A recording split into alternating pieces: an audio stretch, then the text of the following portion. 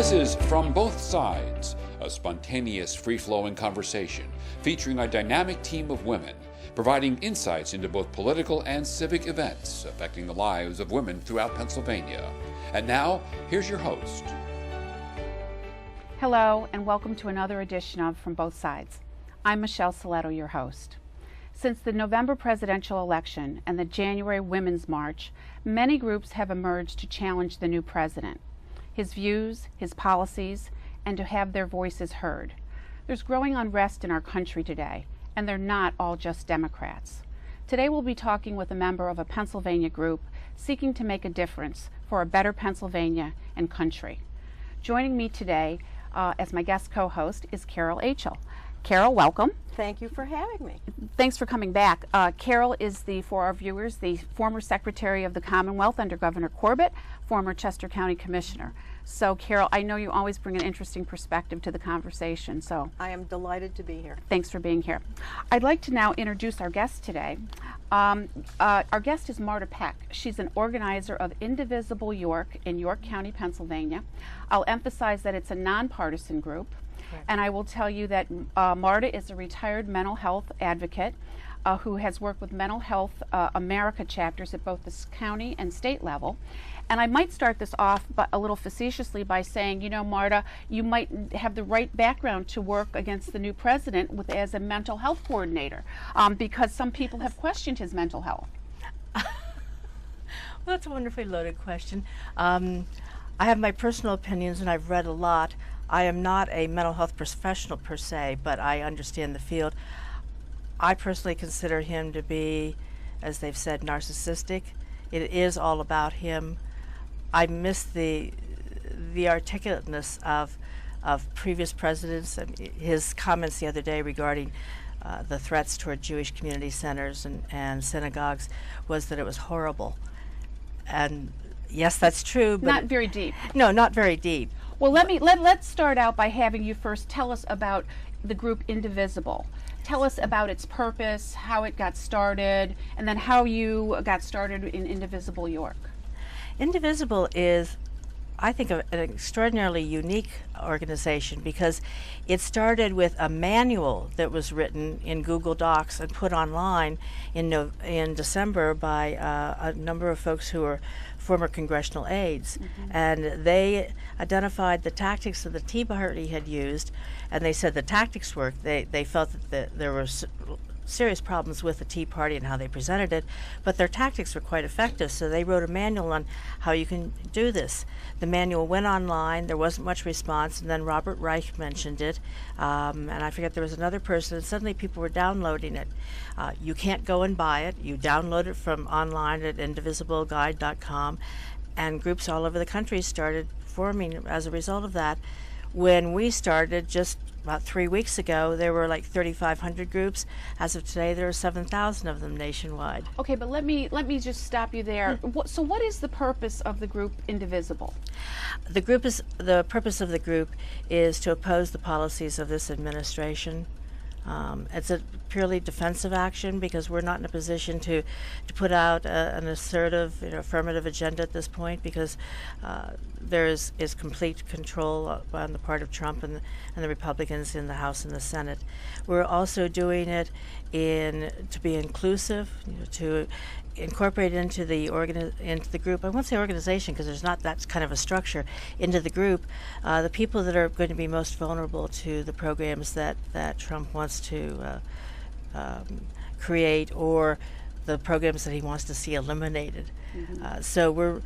And that's a challenge for the organization to reach out to folks who are African American, who are migrants, who are LGBT, to the Muslim community.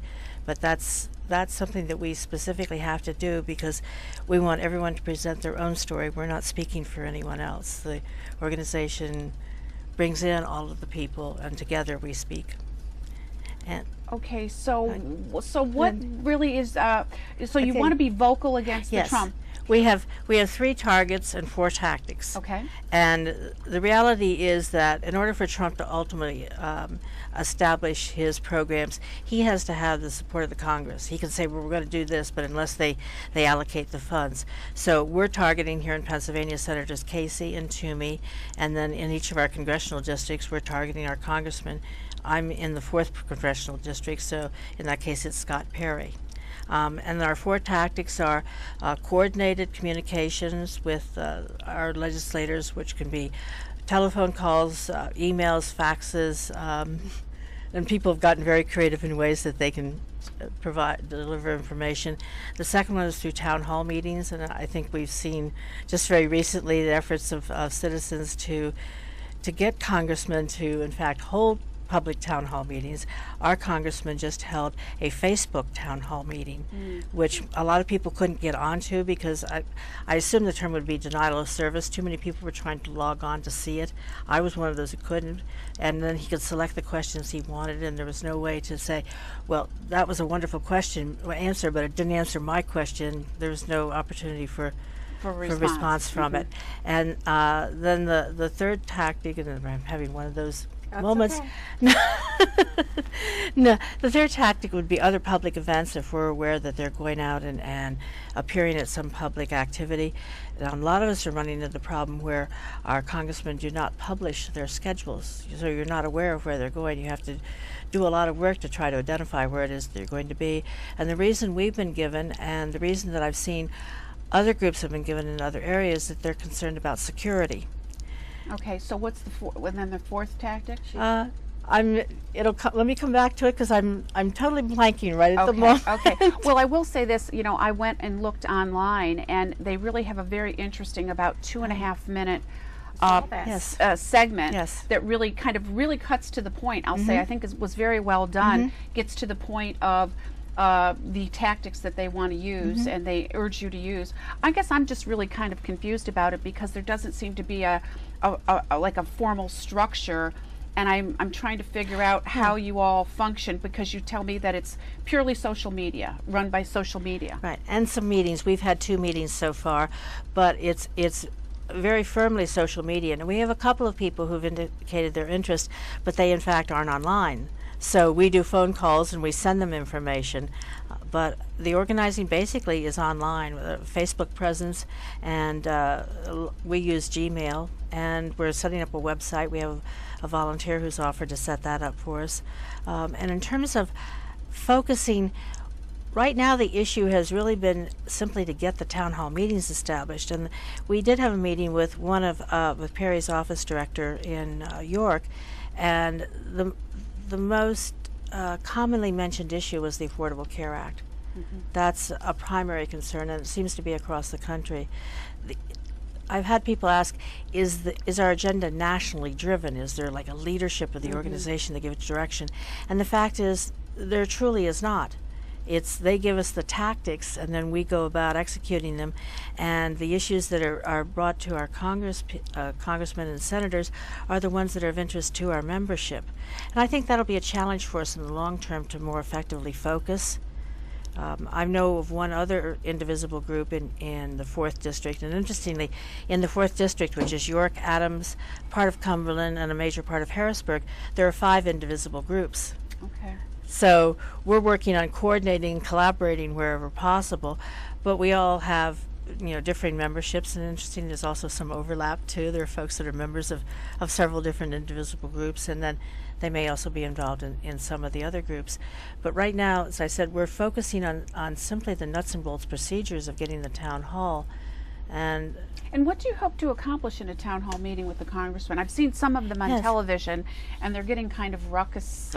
Talk to us about how your message can be effectively received by a congressman if the person delivering the message is so disrespectful. I think that it's extraordinarily difficult if people are disrespectful. I had someone approach me the other night about being very aggressive and really confronting and being there every single day and demanding and challenging. And from my experience in organizing efforts and being an advocate, people will turn you off. They'll reject you. That's what. And that's why it cannot be. It cannot be that. It has to be responsible, intelligent, well-researched information that you're sharing and feelings. But I think what we're also seeing is that a lot of fear on the part of people, like around the Affordable Care Act. They're terrified that the health benefits that they've been able to acquire are going to be lost. And if you have cancer or a chronic condition, you're hearing fear and a sense that the people in Congress are not responsive. I mean, in Pennsylvania, we have Tuesdays with Toomey because no one's been able to meet with Toomey. He hasn't had a town hall meeting since 2013. And the women who originally started it in Philadelphia, I was reading an article the other day about them, they were going to his office every Tuesday, and they were speaking with staff regarding the issues of concern, and they would try to focus on issues. And they got there one week, and they weren't even allowed into the building. Were they behaving well? Yes. Oh, they felt that they had very responsible, very respectful meetings, and they weren't yelling and screaming. They went in and they shared their issues, and that's why they were so astonished when they were shut out of the building, because they had not gone in an offensive manner. They hadn't screamed or yelled. They hadn't done anything. They'd simply met with the staff. Those aren't the clips that we're seeing on television. They are not. What we're seeing on television, yes, even on that's the nature of television. Even on some of the what we consider the more democratically leaning television shows are the screaming, the yelling, and so I think that is really something that it was really going to hurt your group as you try to, as Carol said, move forward when people have an image of what the group is like. As opposed to try to effectively get your message across. And unfortunately, that's a reality of television, because it's not good video footage to see 500 people in a room having a dialogue back and forth, asking questions and getting answers. There's no dynamism in it, so that they want something that has more spark and is visually interesting. So when you have people that are angry and afraid and standing up, that makes better television. On the other hand, I would also like to point out that we have not seen violence in these meetings. People are not charging the stage to attack their congressman or their senator. They're standing up and yelling out of fear, and they're not yelling threats. That's not what's happening in this process. So fundamentally different kind of thing, and I think we've gotten away from the sense that people have emotions and have feelings. I mean, I remember reading about presidential campaigns in the early 1800s, and they would have riots, and they would beat each other. Hamilton yes. on the corner. Yes. I mean, things used to be a lot rougher, and we've gotten to the point where we feel that it's inappropriate for someone to be angry and upset and to yell at someone, because yelling doesn't hurt anyone. It's words. I think the advent of television made yelling less appealing. Let's go back to the Affordable Care Act. Yes. Because I hear the administration and Congress, members of Congress, talking about repealing and replacing. But all I hear is the repealing part, and I have not heard, and I don't know that there even is a replacement part, but there will be no repealing unless there is replacing. Right. So we need to, and if the message is correct, then there is nothing to fear, because there will be a replacement. So I would like to, I would like the message to be more reassuring to citizens that their fears are maybe heard. Yes, and that there will be an emphasis on we are going to replace. Okay, and at this point, we're going to take a break, and we're going to hear from our sponsors, and we'll be right back. From Both Sides is a production of the Susquehanna Valley Center for Public Policy and is made possible by the support of the Pennsylvania Center for Women in Politics at Chatham University, a nonpartisan center devoted to fostering women's public leadership through education, empowerment, and action. The first to focus on women's political involvement in Pennsylvania, the center integrates disciplinary knowledge, civic education, and capacity building, while examining the intersection of women and public policy. From Both Sides is also sponsored by the Winter Group, a full-service government relations firm based in Harrisburg, Pennsylvania. We guide clients through the challenging seasons of public affairs with experience and capability second to none. Visit us at www.wintergrouppa.com. From Both Sides is also supported as a public service by Saul Ewing LLP, a law firm with a 100-year tradition of serving the needs of business, government, education, healthcare, technology, and manufacturing in our region. And by the University Center for International Studies, the engine for extending the global reach of the University of Pittsburgh and its students. From Both Sides is also sponsored by Dr. Wendell Funk, one of Central Pennsylvania's most experienced cosmetic plastic surgeons. Dr. Funk is a leader in new and innovative non-invasive procedures like cool sculpting. His long-term experience with all types of cosmetic surgery, as well as facial injectables, keeps new and repeat patients returning to his practice in Lancaster, York, and Camp Hill. From Both Sides is also sponsored by the Ed and Jeannie Arnold Foundation. Welcome back to From Both Sides. We're talking with Marta Peck from Indivisible YORK about the groups that are challenging President Trump. And we were just talking with Carol, my co-host, about the Affordable Health Care Act and the ramifications of the replacement of that act. So Carol, I'll let you carry that forward. I am interested to hear how the group will address the positive agenda of replacing affordable care with health care for Americans, because I think most Americans believe that we, as the richest country in the world, we should be able to take care of our citizens. So I think there's a lot of groundswell for support, and I hope that the replacement will better serve the citizens of the United States. I think, unfortunately, the people in Congress that have said that they oppose the Affordable Care Act don't understand insurance.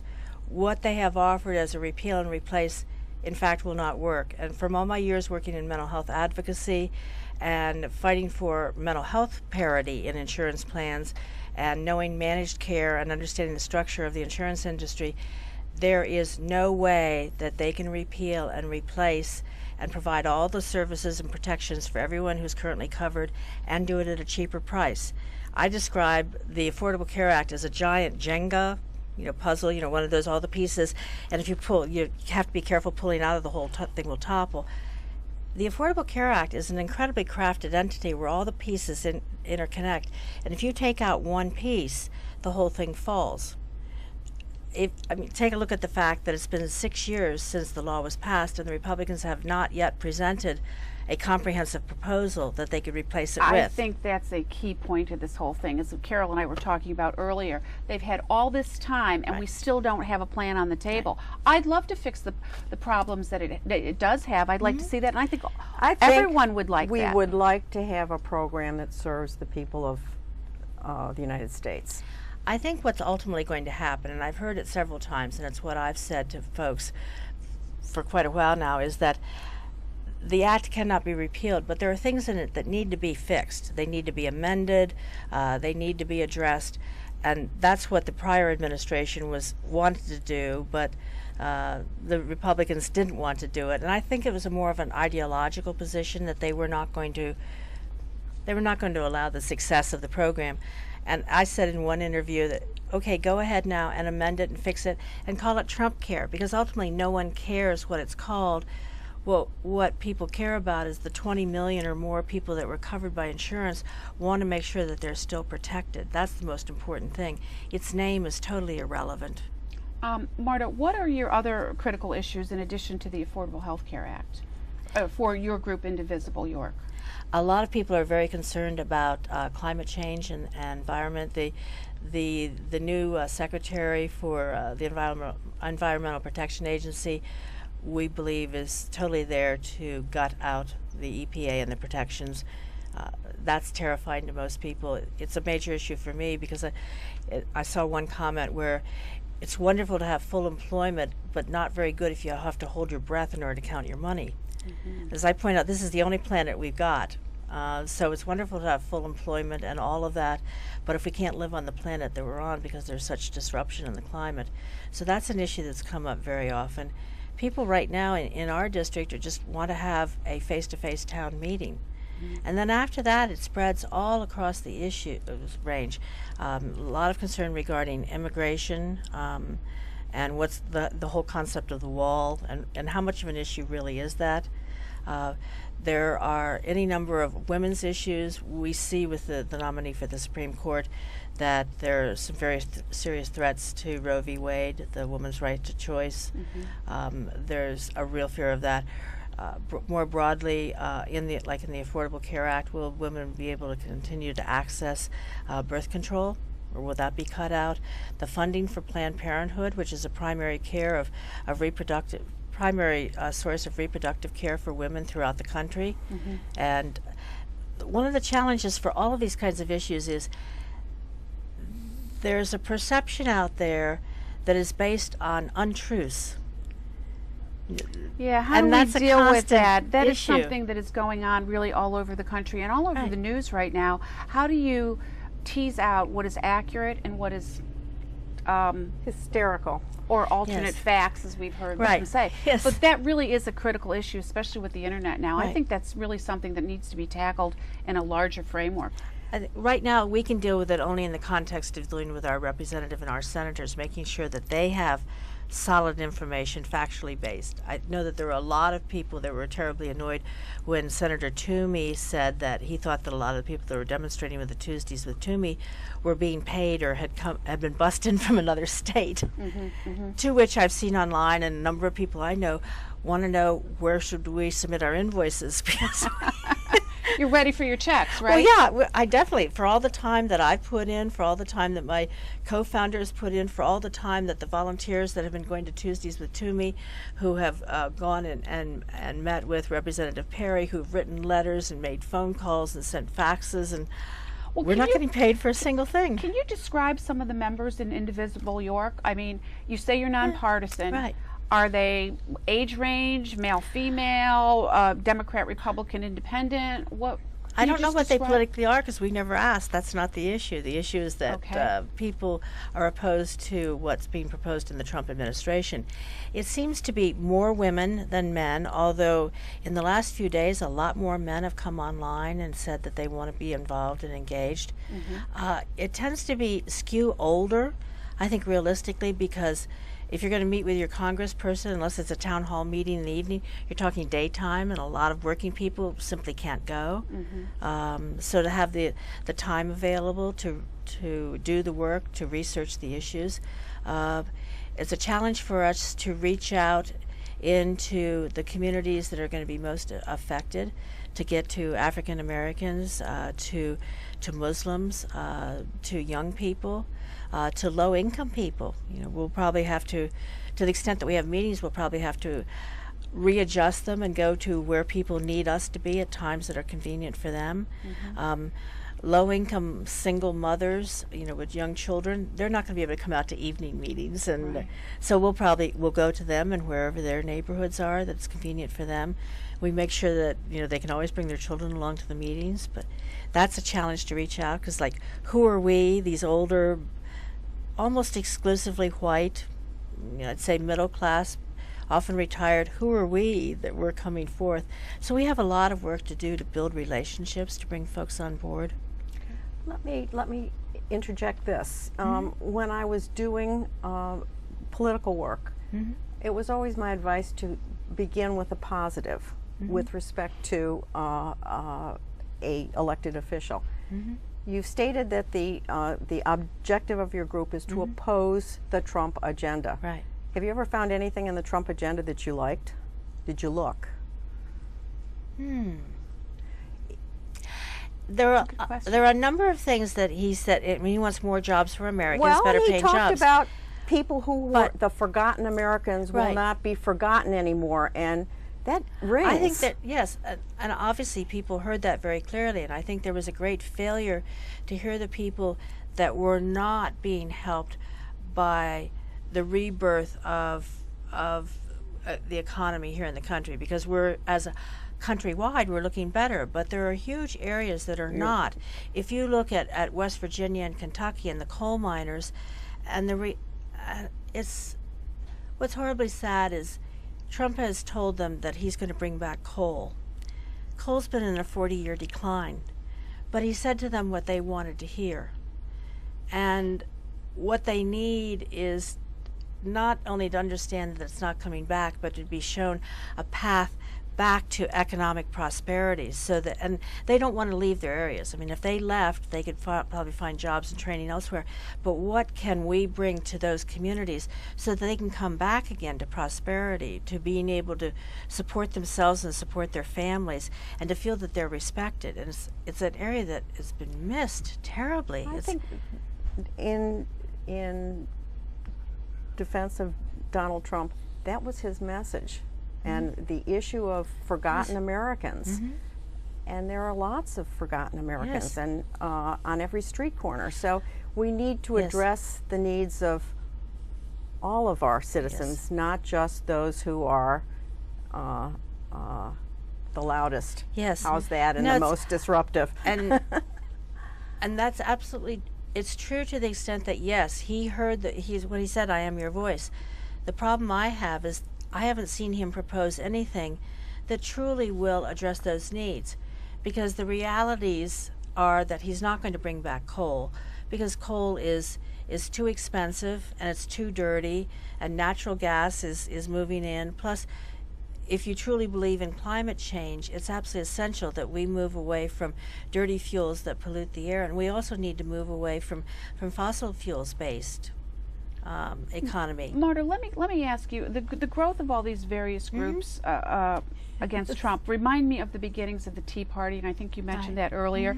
You know, initially the Republican Party dismissed the Tea Party. They did. But they had a pretty important effect on Congress. Right. How are you all going to kind of come together and become the Tea Party, if you will, against Trump, to kind of affect a result? Right. That's an excellent question, because it's something that we're all looking at right now, because there are 7,000 indivisible chapter groups, whatever. There's also the successor to the Women's March, the Nasty Woman movement, which now they're moving into their next incarnation. They then came together as what they called huddles, and the huddle in York has now decided to use the name Rise Up York. And then there's what happened to the Bernie Sanders people and all the others, and a number of people that they're working with several different groups, and it's over the shorter term or the medium term, we're going to have to focus our message, because right now we've got so many people doing so many things that we're looking at what's referred to as resistance fatigue. Because people are doing this, you know, day and night, and how many marches can you go to? If you look over like the next 2 months, no, 3 months, there are probably like 6 or 8 major marches in Washington, D.C.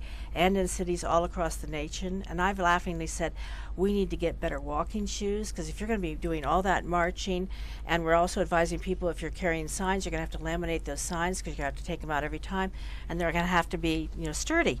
Well, I'm going to interrupt you there at this time, because we're running out of time. But I think what's obvious to me is there's a lot of energy in this movement, and I think that we're going to have you back, and maybe with some of these other groups, to find out how effective you've been.